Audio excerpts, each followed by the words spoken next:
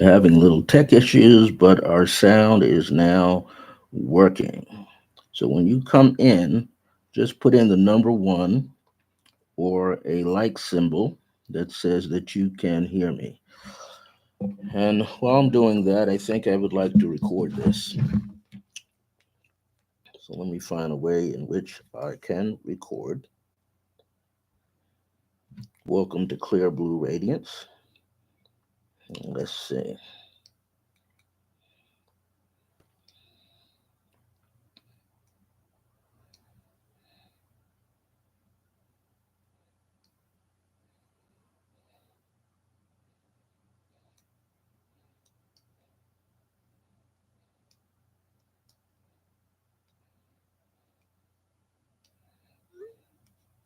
Okay. Uh, Here we go.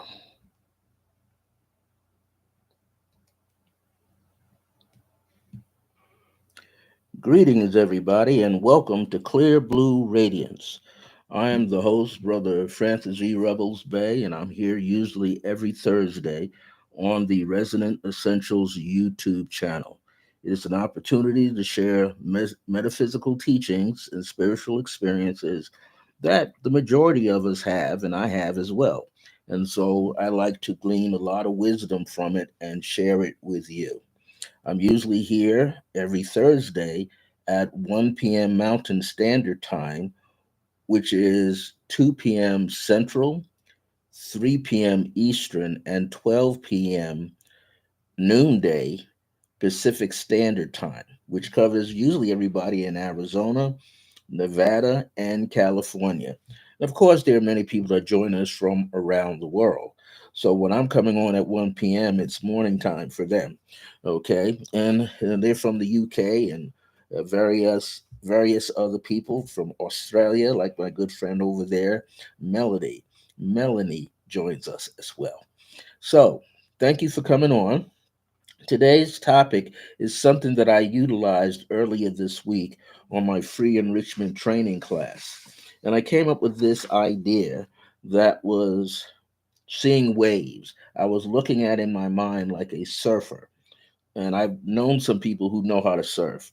Okay, and some of them, I tell you, were to me kind of crazy because when they heard that a hurricane was coming toward Long Island, they'd be out there surfing those waves in the Long Island Sound, which I think is kind of ridiculous, but they did it for a minute.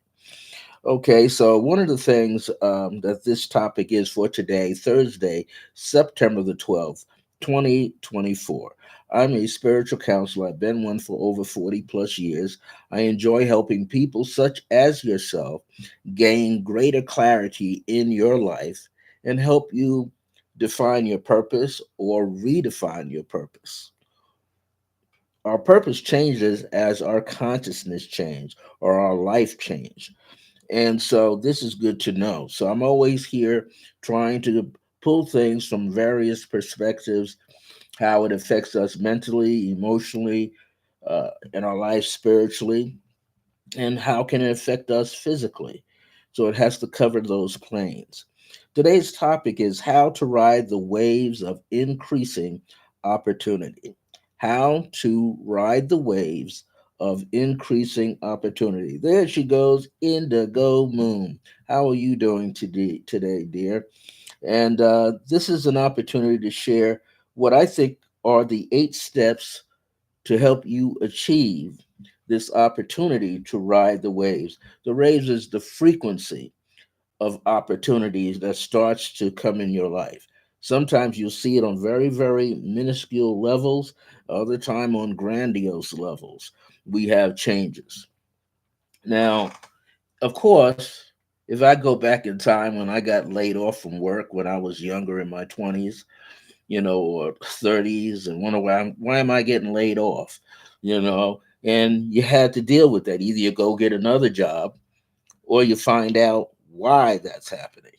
And I remember for myself, here I was, this was about 19, I graduated from college in 74, and this is around 1979, 1980. And somewhere in there, I was going through this experience where I wasn't keeping jobs. Now, back in the day in the 70s, if you didn't have a skill to do computer stuff or telex stuff, that was back in the day, telex machines. If you couldn't type fast enough to be a secretary for a firm, then you were getting jobs janitorial. I wasn't good at driving stick shifts, so that wasn't going to work out. And I didn't have a car that was always functioning all the time, so I could be a courier, a messenger for people, right? Riding packages around like people do right now, riding for Amazon, right? That's a great job. They use their own car. Sometimes Amazon gives them a truck if they have the license to drive that truck, right? And so here there were opportunities. Good afternoon, Barbara. So I had to learn how to, find out why. And I remember one day standing online, the unemployment line, out in the mist of a misty rain, summertime, and you're waiting for the line to go upstairs.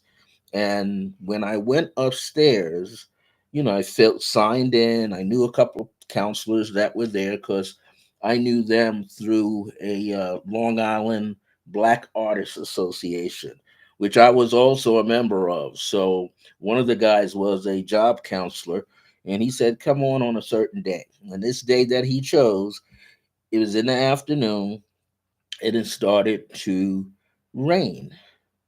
Now, the interesting factor, I was probably number 20 standing on line in the rain. It wasn't a hard rain, it was almost like a misty rain.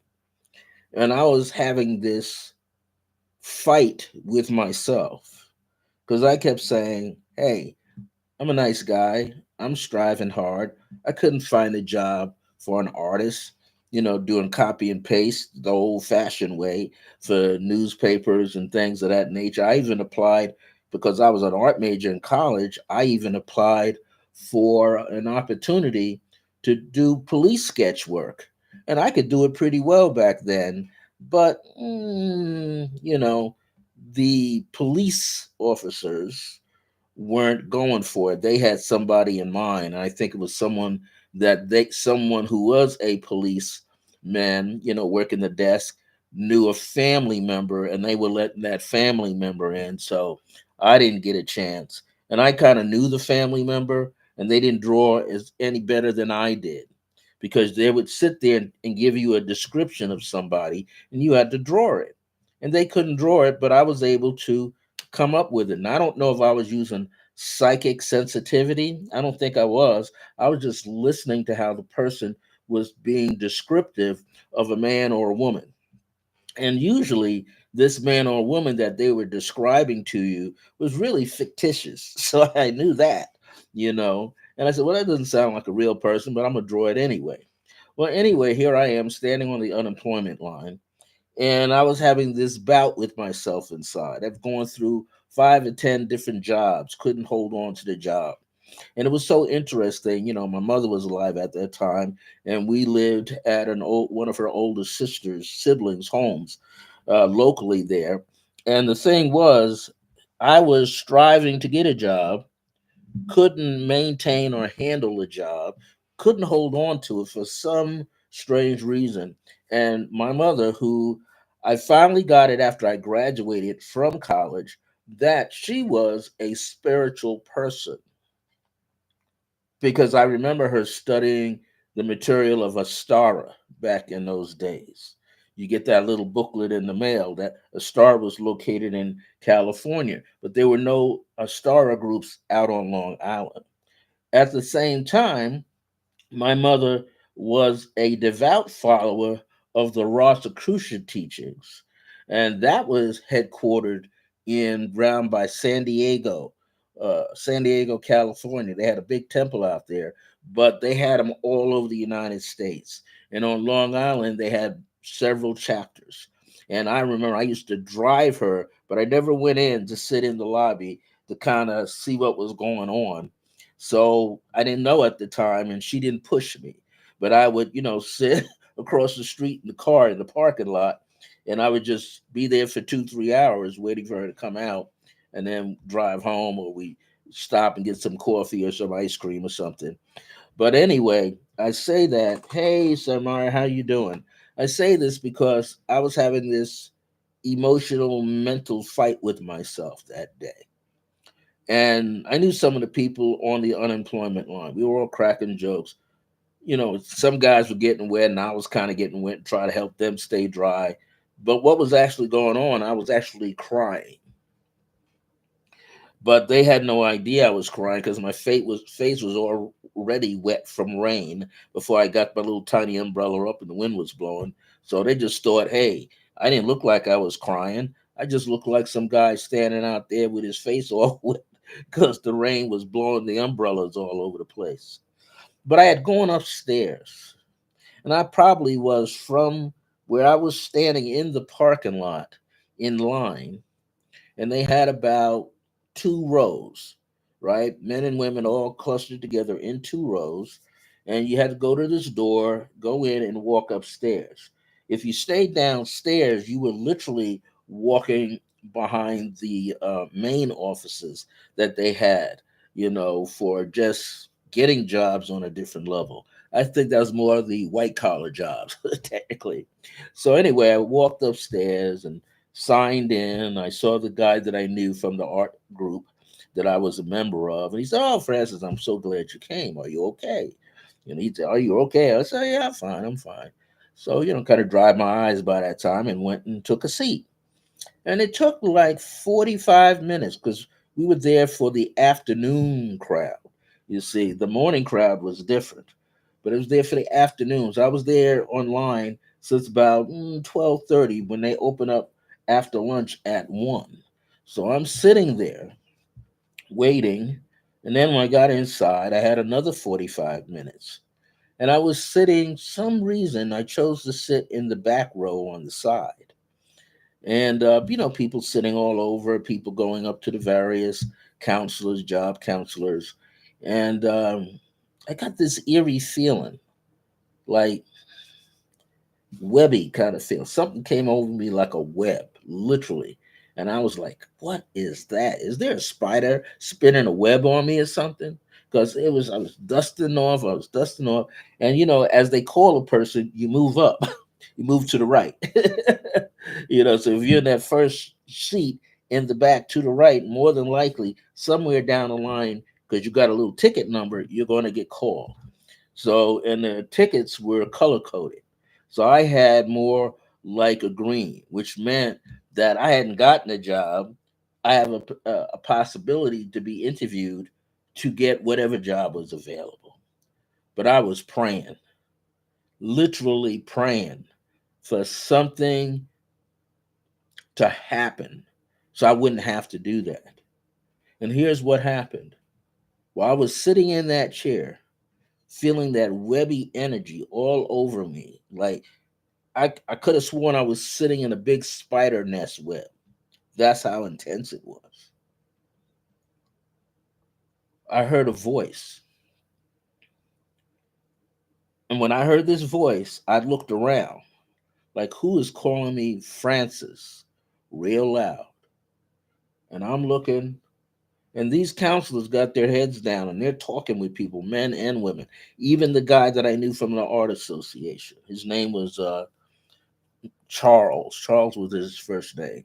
And I forget his last name. And he was a very good, we used to call him Silk Man because he would take little pins and needles and put them on a velvet wrapped piece of canvas.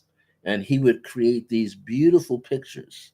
And I mean, he had long pictures of bridges, New York City bridges, and lights. And he just had this uncanny way. So we used to call him Silkman, and he was just very very unique, fellow. I can't think of the last name right now because he belonged to a bigger name of family members that were musicians that I also knew, R&B musicians locally.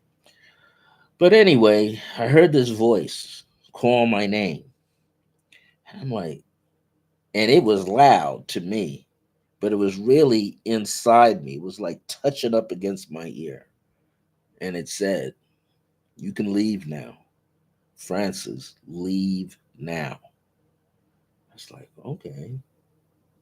So I got up, walked around because it's like three rows, you know, parallel to each other. I got up and I walked around, and as I walked past the group, I could see the guy over there.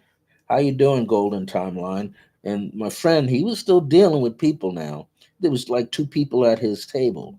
Hey, Holly Hemmett, two people at his table. And I was like, what's going on? So I kind of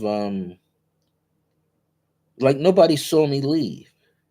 And I opened the door, getting ready to go down the stairs, and just as I put my hand on the railing, this voice said, "Come now and do not look back. If you look back, you're going to be afraid to leave. Leave now." And you know how you get that feeling in your abdomen, like the butterflies. You feel like you might regurgitate something. My head was pounding, my neck was tight, and I said, "Okay, I better get out of here. I don't want to find out if I stay here what I'm going to miss." Because this voice spoke and says, "Come, go home now, Francis." As I got halfway down the stairs, and there was about 20 some odd steps, halfway down, my name got called. And it was loud. "Francis Revels." At that time. I didn't have the Bay part. "Francis Revels, is he here?" He looked like I thought he was here. Maybe he's in the restroom. And I just kept going down the stairs. Got out through the door, walked outside, and kept walking. Right? By that time, it was just a fine mist of rain coming down, but I didn't need the umbrella. Why? Because it was something like 80 degrees outside. So I didn't need really the umbrella, right? So I kind of shook it off, and the little umbrella was getting jacked up in the rain, and I kept on walking. And I better go home. And guess what? I got like literally 5 minutes from that location going home, and that web type energy that was all over me was lifting. And it was like I was walking through a tunnel with spider webs, and it was lifting, but it was pulling, but I could still feel it on me, especially all over my face, my head, the upper part of my chest and back. I felt like I was walking through a spider kingdom. And I'm walking, finally crossed this major roadway that I had to walk across. The roadway was called Peninsula. And I got on now on the side where I'm heading toward my aunt's house, where my mom is. And I passed by the old high school that I graduated from. And as I'm walking, this is what happens. Now I'm like 10 minutes from home from walking. Because to walk there, it does take about 15 minutes. I walked halfway the distance. And I could hear that voice: "Hurry up before he leaves." I said, "Hurry up before who leaves?" So now I'm walking faster. And as I walked faster, I turned the corner, passed by this gas station, walked down this one-way street, past this gas station, and the first street to make that turn past the gas station was called Elizabeth Avenue. And we lived at 105 Elizabeth Avenue in Hempstead, which was another one of my mother's older sister's homes. By that time, the web was gone. And I kept walking, and I kept walking, and I kept walking. And I didn't know anything about angels back then. All this stuff was still brand new to me. All I knew that I felt like was being birthed into an opportunity, though. And so I'm walking and finally get on that street, and I pass my mom's very close friend, Mrs. Wicks. She's sitting outside on her front step talking to some neighbors, and she knew that I had ability because her and my mom talked all the time. She was a Unity member, and her and my mom talked all the time. Had no idea that they were talking about me. I didn't know that part. So she kind of winked at me. Hey, she would call me Roundhead. "Hey, Roundhead, how you doing?" I said, "Why you call me Roundhead all the time?" You got a round head. I said, that's not it. But I love you, Mrs. Wicks, so I'm going to keep going. So I walked down, I passed by my mother's, one of her older brother's homes was on that block. And he used to sit on his porch. And he was my Uncle Ed, and he would tease. You couldn't see him on the porch because he'd have these bamboo blinds. And he said, "Where you going, young man? You're supposed to be at the unemployment agency." Well, something told me to come home, so I'm coming home. He said, "Oh, okay, I see." Now he was down one, two, three. So the fourth house now is my aunt's house. And I see this car sitting in the driveway. Now my aunt don't drive. My mother drove, but my brother was using the car. We had a Mercury Caliente, it was called. And that car was a 1967 car. My mother had it, right? But my brother would use it sometimes before he got himself another car. So here I am walking, I'm driving, I see this car. I said, "Whose car? This car looks familiar." So I go around the side of the house to the back door and I hear this laughter. And I walk in there and it's my older cousin Frank Payne.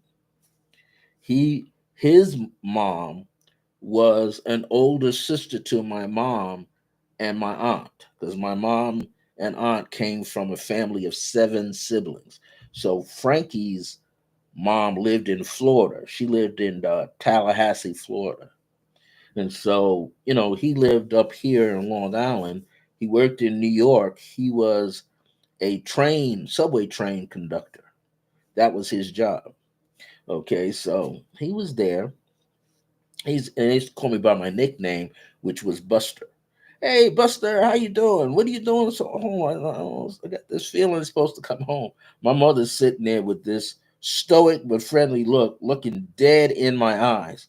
And I realized she called me home. And she's laughing. She says, "Oh, what are you doing home?"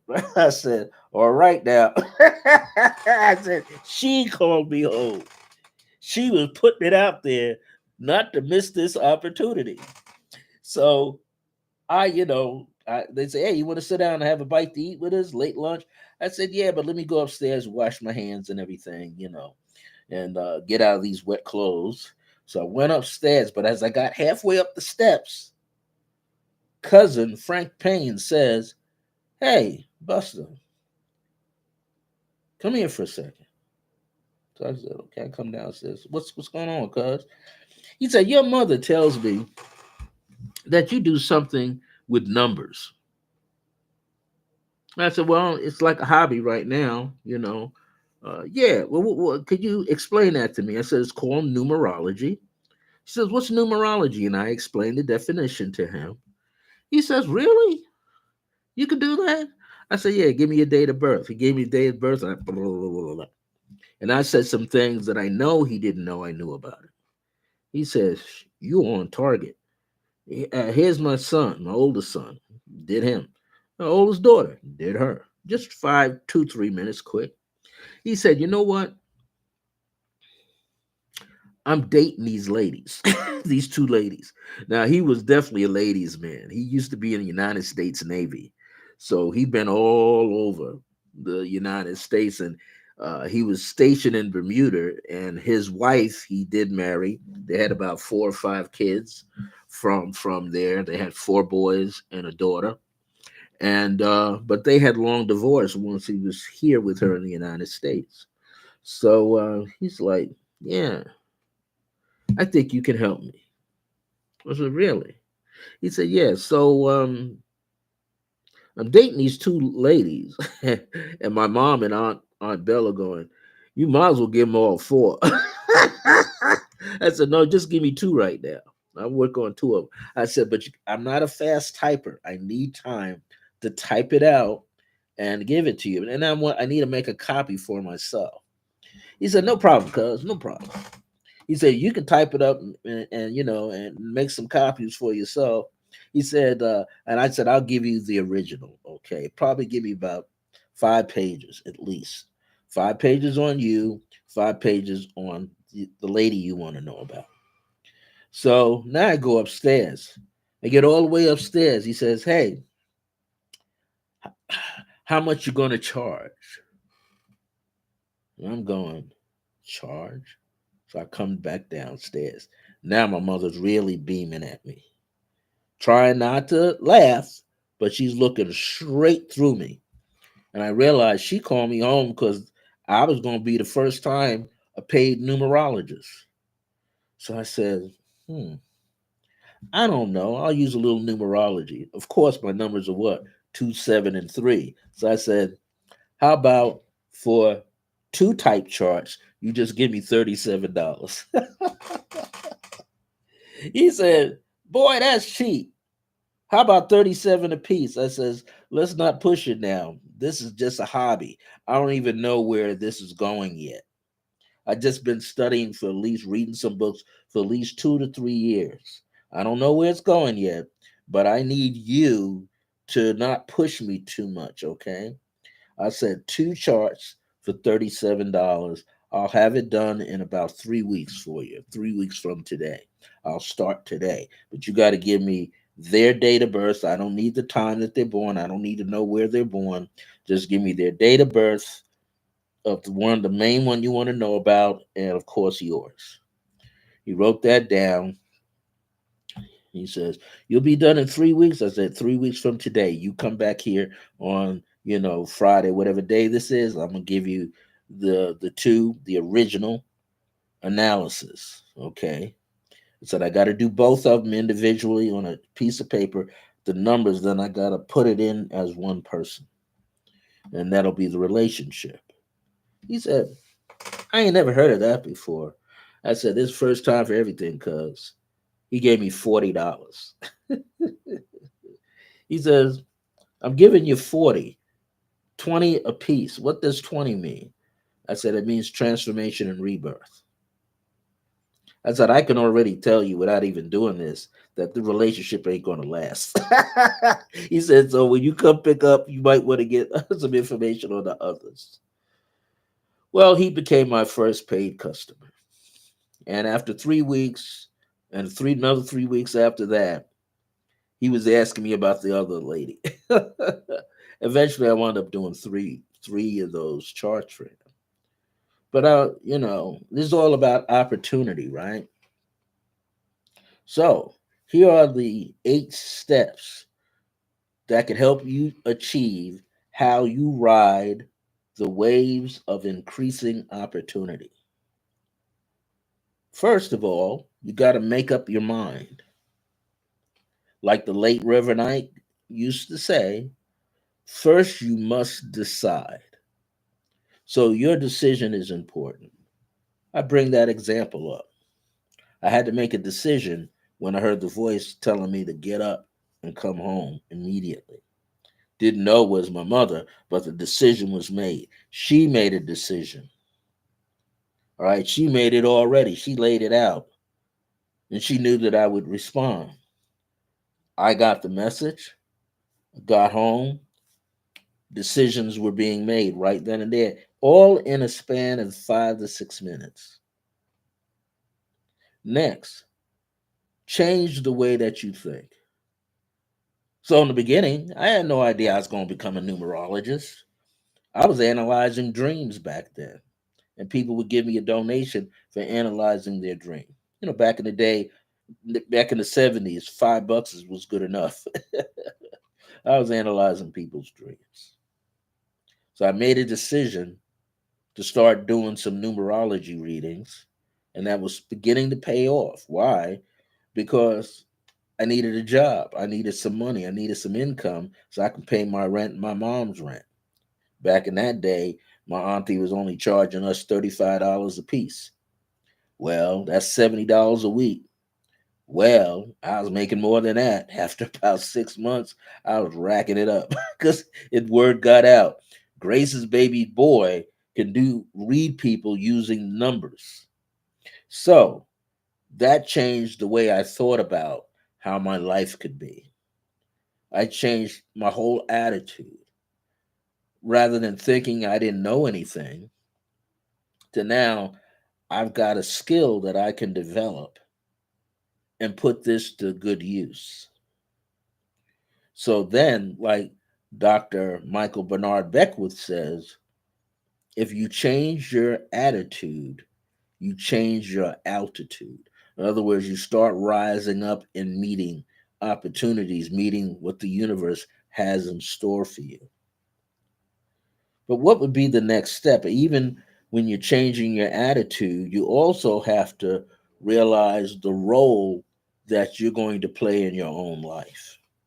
So I went from being this quiet, shy person in my own life.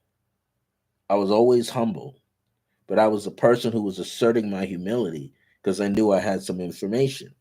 I had a skill. I was developing a skill and the mindset for the skill.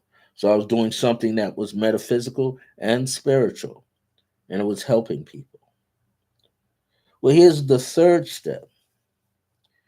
At some point, you have to acknowledge that you can do it, meaning no doubt in your mind. You have to acknowledge that what you're doing can be done. If you don't acknowledge it, then you have a hard time producing it. But inside that, you have to give yourself credit.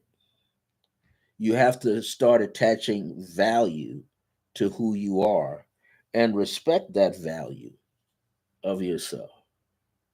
So give yourself credit would be like remembering when you helped somebody else some time ago.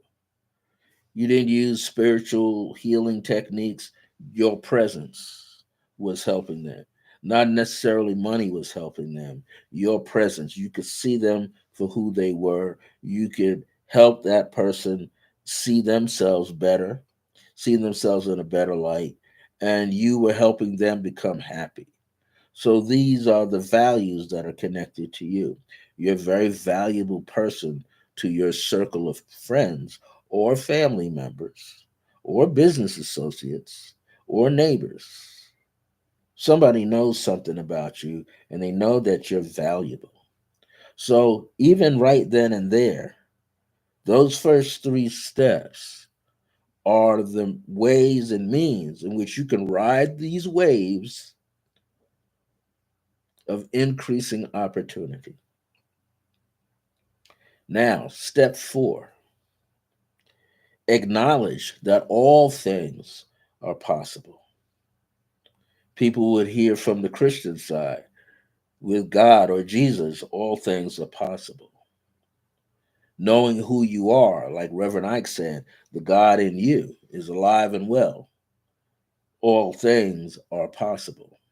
I used to say when I was reading in Botanicus, that's, the Spanish people, Puerto Rican people, would have candle shops, selling herbs and colorful candles and all kind of statues and things. But I wasn't doing that work. Other people, we had one person in there doing that, and there was another brother in there.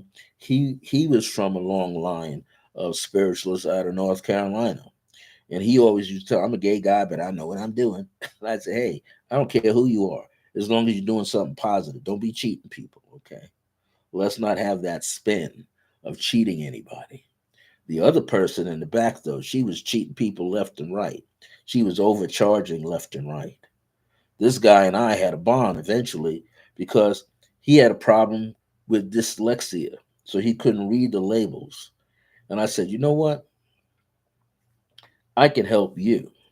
He said, Revers, would you do that? I said, yeah, Revels-Bey, would you do that for me? He said, I'll give you a little kickback. I said, I don't need no kickback. People coming in looking for herbal recipes from you. We got a little pot back there. I know what to do. I'll cook it, boil it, do whatever, strain it, and put it together. Let it cool off in a container. I'll do that for you when I'm not doing nothing on my side. Started doing that. Started helping him. He in turn was helping me read the color combinations of candles because I really wasn't into that. And then so things started working, even with the Puerto Rican sister in the back who was kind of ripping people off. She was teaching me about the statues. So we were all kind of helping each other. That was a good thing. What we were doing was creating credit for each other and giving each other value, but most importantly, self value.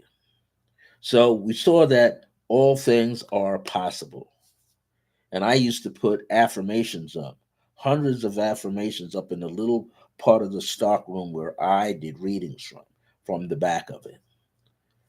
Put up construction paper or press board. I had the owners put press board up, and I was writing affirmations left and right all over that board. I had pictures to dream about things that they wanted to have: new job, new mate, a better relationship, you know, marriage, new home, whatever, new car. I was putting all that stuff, pictures up, and I was putting affirmations next to it. Why? So when people come in, get the reading, they're just not looking at me. If I had to get up and answer the phone, what they had to do, they could look around and see these affirmations feeding the subconscious mind. And one of the things that I would put up there, I would say the word impossible actually is I'm, I apostrophe M, possible, or I am possible.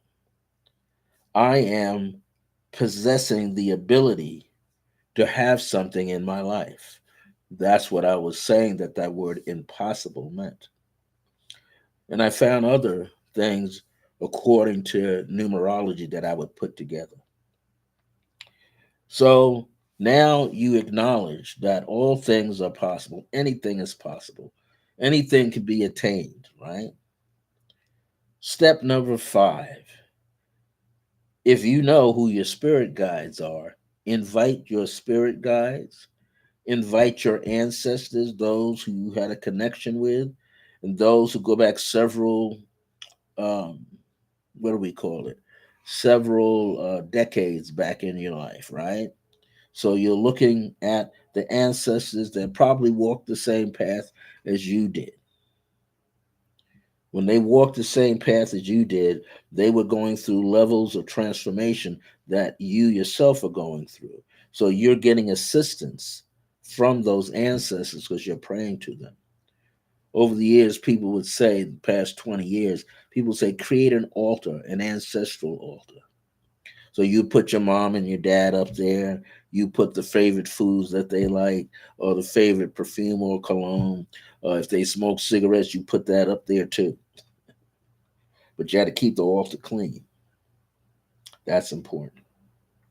Or you could have a candle altar set up, or related to them and your spirit guides. Or you could be connecting yourself to ancestral deities. Like maybe you're looking at Kuan Yin to help you overcome suffering. Kuan Yin gives you grace. Maybe you get Hanuman sitting up there, right? The monkey god.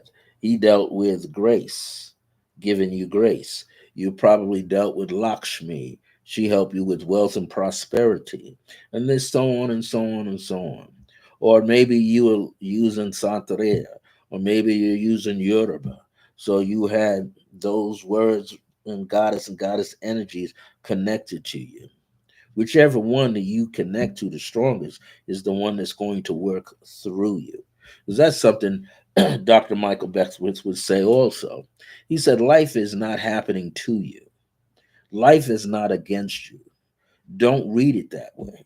Life is trying to come through you. So that means you had to, like I said, you got to put the credit on yourself. You got to build value in yourself so things can flow through you so you can let it come on in. That's how you're going to ride the wave of increasing opportunity. Well, here's another thing, because you can't do it alone. We think we are doing it alone, but we're getting help from the other side. That's essential. Now, I've been with some groups, sun gazing groups on the web page, your Facebook, and they used to tell me, well, you got to burn money for the ancestors because they're poor, and I would say like, no, they not.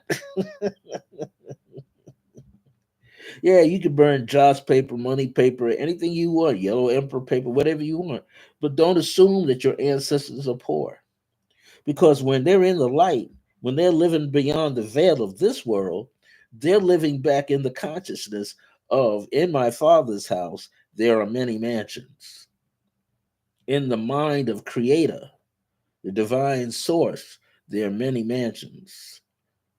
So wealth exists. We all came out of wealth into a place where we had to create it. So you're not doing the work alone. You're gaining assistance, whether it's on this side of the veil or on the other side of the veil, you are gaining assistance.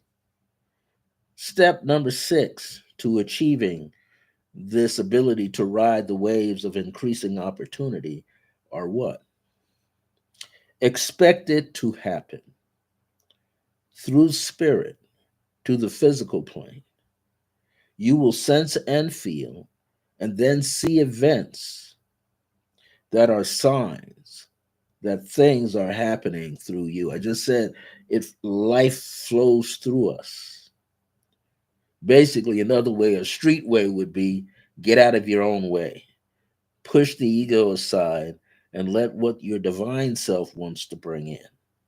Because as you do that, so shall ye prosper. Number 7 and number 8 are very important.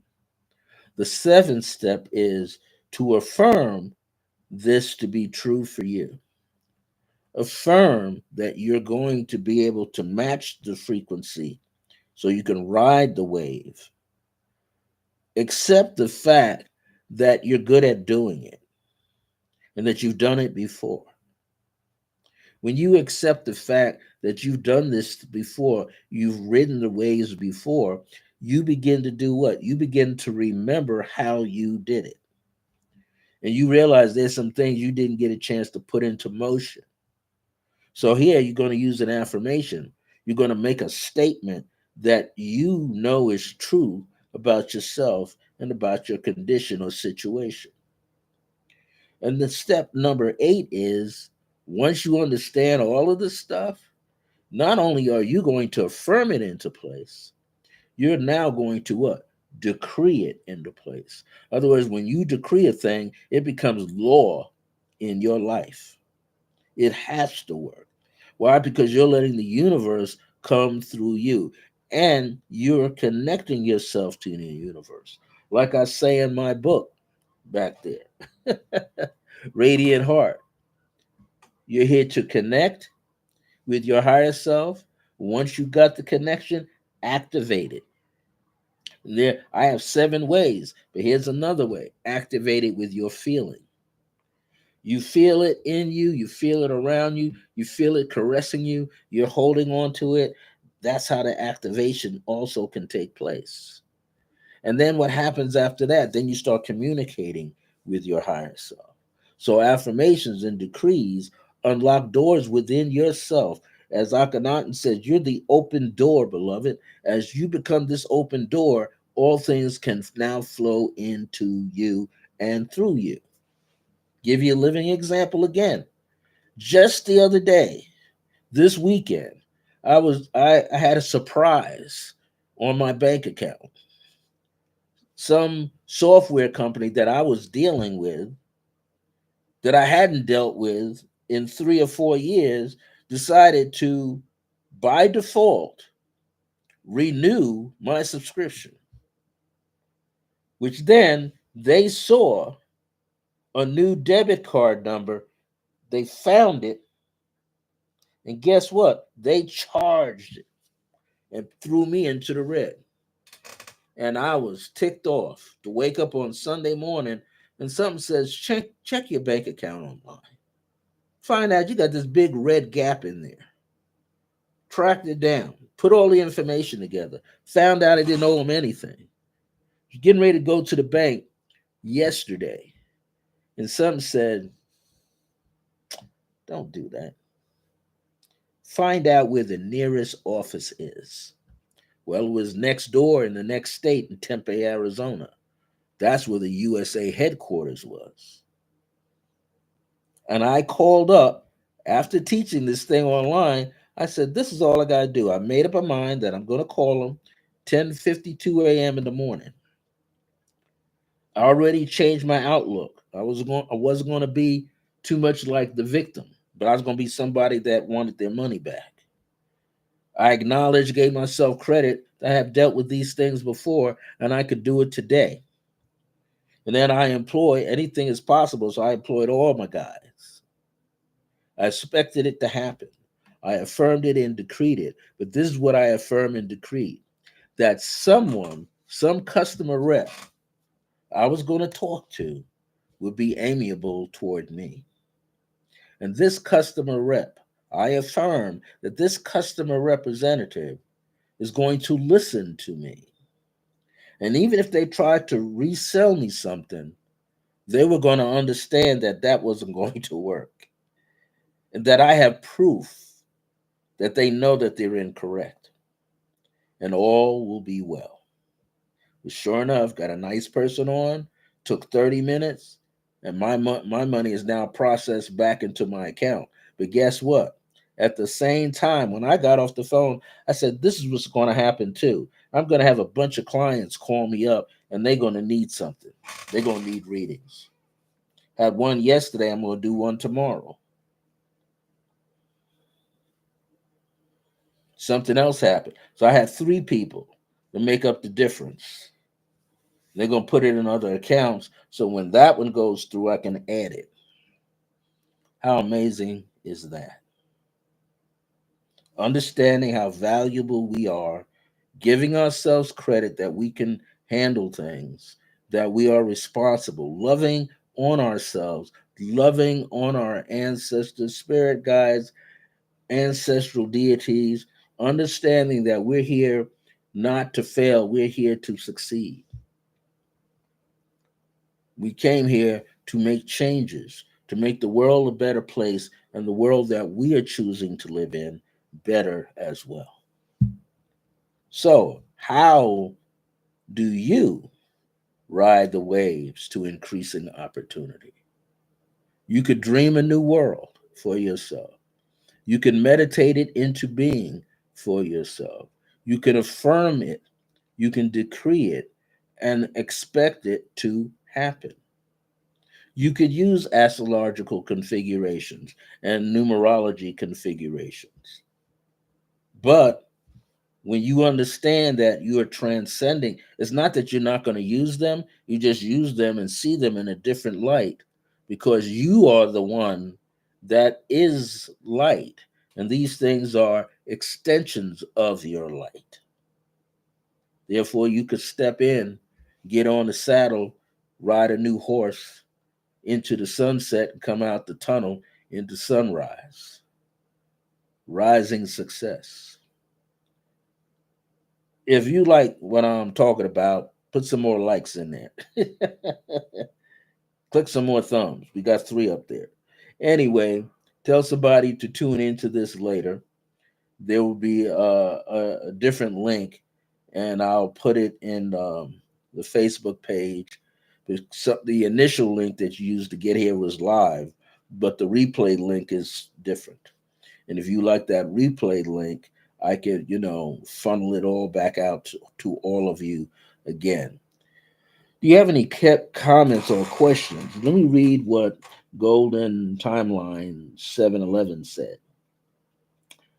She says angelic energy feels like a suppression or deep squeeze when the energy penetrates the body because our energy is dense in comparison to their light energy. Yep. And here's another thing that's happening. In this era of time, the age of Aquarius, we are gradually moving from this carbon based body to a crystalline energetic body. We are moving, the consciousness is getting more flexible so we can pull on higher consciousness. We can see the elements of divinity throughout all the chakra layers in our body and all the auras in our body, the various layers. We're being compounded and compacted with so much energy that it's flowing through us. This is why we can't sleep all the time. We're getting up and having a literal uh, council meeting with your ancestors, your spirit guides, ancestral deity energies. You're feeling all of it. Galactic energies. You're feeling all. You're having a conversation. Here on earth and in other localities, you are having conversations. You're being taught, you're being reminded, you're also sharing. There's other timelines that you already are living in, and you're visiting them as well and having communication with that other aspect of yourself in another timeline with the higher self overseeing all of it. One of the things I put out into the ethers for my birthday this year was this. I said, there are a lot of people in this complex that are not into what I'm into, but I have a feeling somebody's coming here and they are, and they're going to start living here. I said, this person is younger than me by at least 20 years, but they're into this. I've been seeing a guy running into him. He's in building 2. I'm in building 3. He's on the 3rd floor. His unique. His apartment number is 3313. No, 2313. 2 means the building, 3 means the first 3 is the floor he's on. So 3 and 1 and 3 is 7 and 2 is 9. My life path number is 9. This brother is a Navajo, born on the Navajo reservation out here in Albuquerque, not here in Albuquerque, but heading toward Gallup, New Mexico, which is west of here by about 30, 40, 50 minutes. He's born on the reservation out there, Navajo reservation. But he used to be, when he said younger, lived in Georgia, around by Atlanta and stuff. Guess what he told me today as I thought about him when I was coming through the back end of the parking lot? I said, Junior's around here. I'm going to run into him. Sure enough, here he comes. He's talking about taking some plant seeds and taking them out to the reservation that he finds on the property. He recognizes the herbage that's here, and he's going to take it out to the reservation by next week, and he's going to plant these seeds on his sister's land in the reservation, and for his girlfriend, he says, on the reservation.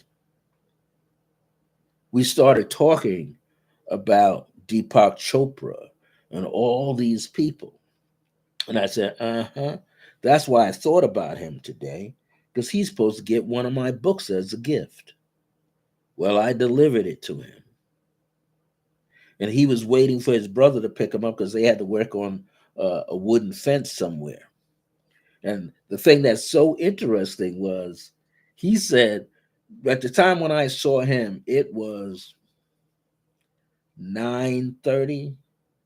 Yeah, I was back by that time, about 10:30, 11 o'clock. He said, my brother's going to pick me up in an hour. I said, well, if you're not there, I'll leave it in a bag. But I came back here and I typed out an additional note for him. I gave him Radiant Heart book as a gift. And something said, he's in his apartment. He has not left yet. I went over there, got to his apartment, and it was good because by mistake, he left the key, apartment key, in the apartment door. I said, he doesn't even know the keys here. So I knocked on the door. He said, who is it? I said, Brother Francis. I said, man, I'm teasing him. I said, you left the key for me to enter? We were laughing. We had a good half-hour talk. This guy was talking about the pineal gland, the pituitary gland, chakras, kundalini energy, how out-of-body experiences he was having, and he's still having them. And he said, man, I'm so glad that you and I had this conversation today. He said, I didn't think anybody here understood it. I said, not many people do. Now I know that you do. And I'm in apartment 3305. Here's my business card, and this book is for you. Gave him Radiant Heart as a gift. So this means things are coming together. Yeah. And it's happening faster and faster and faster. A year and a half ago, I was suffering from that plantitis, that thing, neuropathy thing going on. That stuff is going out of my body. So much chi is coming through, it's pushing it out of my system. I just got a little bit of it on the right side of my body, down by my feet. But hey, it ain't nothing going on. My left side is clean as a whistle energetically. I'm starting to slim down. Every 5, 6, or 7 steps, I'm like a young kid pulling up my pants in the street. I gotta wear shirts to cover myself so I don't look like some guy, walking around with his drawers hanging out. I'm happy. That's how much energy I'm getting as this solar energy is kicking through here. I want to thank all you for tuning in and listening. Golden Timeline 711, Holly Hammett, East Samira Woods, Barbara Ewing, uh, Indigo Moon. Thank you for tuning in today. Um, we'll be hearing from you all soon. I'm going to get off, drink some ginger, natural homemade ginger that I made for myself, sort of a ginger tea. It's delicious. We'll be back next Thursday with a new topic. I don't know what it is yet, but hopefully I'll know usually 24 hours or 48 hours before I'm on live. I'm here every Thursday from 1 p.m. my time mountain or your time eastern 3 p.m. Okay, so thank you for tuning in.